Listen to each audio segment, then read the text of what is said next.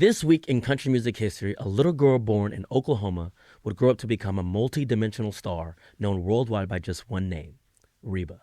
Welcome to CMA's This Week in Country Music History.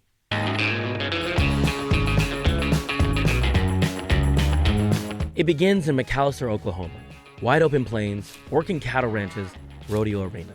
On March 28, 1955, Reeba McIntyre was born to a world champion steer roper and a mother with a powerful singing voice. She grew up on a working cattle ranch and became a competitive barrel racer on the rodeo circuit. Out there, carelessness was not an option. Discipline was learned and put into practice.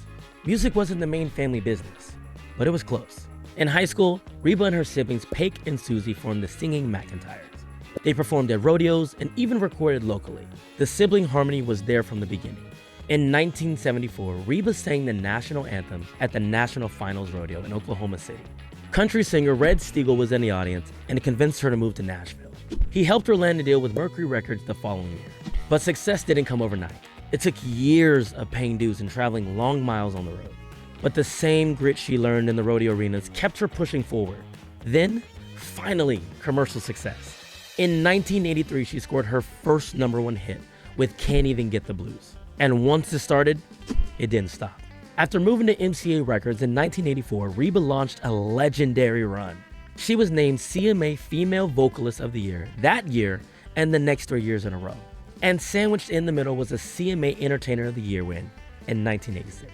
Every foot that I can to open the door for country music, believe me, my big old boot will be there to kick in a door for each and every one of us. Reba became the first female country artist to earn #1 hits across 4 consecutive decades. Some of those songs were Fancy, Whoever's in New England, and The Night the Lights Went Out in Georgia. They aren't just songs, they're standards. But her journey wasn't without heartbreak.